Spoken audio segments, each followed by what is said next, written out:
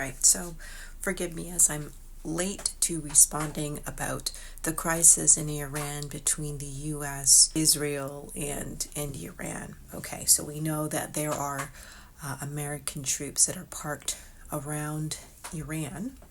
And I've heard recently, actually, some reports that there are explosions now being heard all across Iran. What does this mean eschatologically? Because some of you are probably thinking, okay, just a little while longer and the Antichrist is going to come around and he's going to usher us all into 7 years of peace.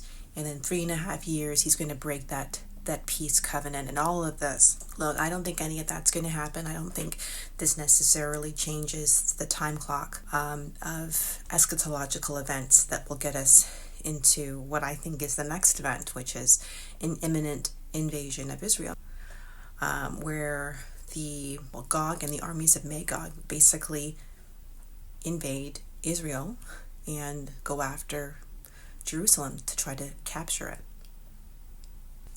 Now, the reports that we're getting out of Western media seems to indicate that the killings of the protesters have subsided. That I don't believe to be the case because I have heard the opposite. I've heard that killings are still happening, that protesters are still being killed, that the very injured that are in the hospitals are being rounded up by the IRGC, sent to detainment camps and then executed. I'm not going to quote numbers here because I know that always in these conflicts like this, numbers are always exaggerated or inflated, as they did in the conflict between the IDF and Gaza. So I'm not going to quote numbers here, but I don't believe that the protesters have just, gone home or that they're safe.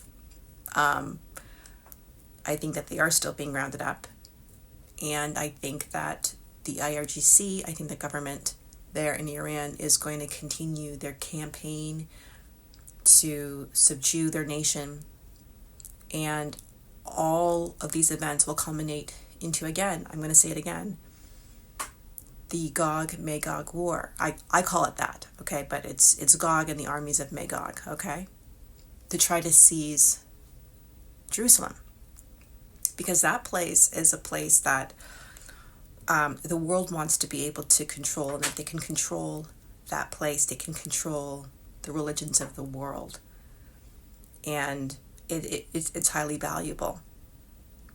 That piece of real estate with all of what has happened, all of the events that happened in the Bible happened there, for the most part, and so, there's just a desire, Satan's desire to want Jerusalem, and he's not going to succeed. He's going to fail. And then the fire of God is going to come. This is where Christ is going to reveal himself on the Mount of Olives. The fire of God is going to come and consume those armies and go out throughout the whole isles, all of the isles. I think it's the fire of God and the saints in that fire going all throughout the isles. And that will be the judgment of God, really. I mean, who will be able to stand when that fire goes all out? Who will? Except those who are saved, those who are born again, or those whose names are written in the Lamb's Book of Life, And then after that, we get the great white throne judgment. And then, and that could be before or after the 7-year cleanup and the new heavens and new earth. So that's what I think. I don't think, I think that there are forces at work trying to get us to focus on what's happening in Minneapolis between ICE and protesters and illegal immigrants. I think those are distraction elements away from the Epstein case, the Epstein files, being open and a lot of what's in there being revealed.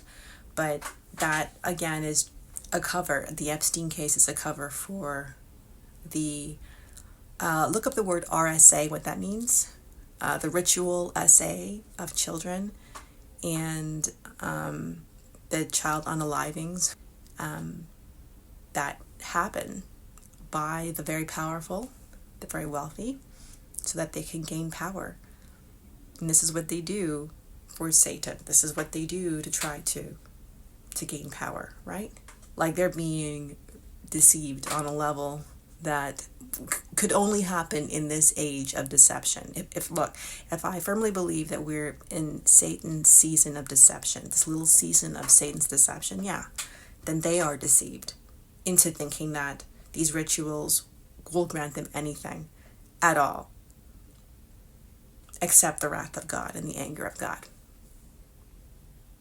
And so we'll see when that fire goes throughout the world, because even the kings of these countries will come and pay homage and worship the Lamb of God, right? As we read in the latter half of, or the latter portions of Ezekiel, right? From about 38 to 48, right? In Zechariah 14.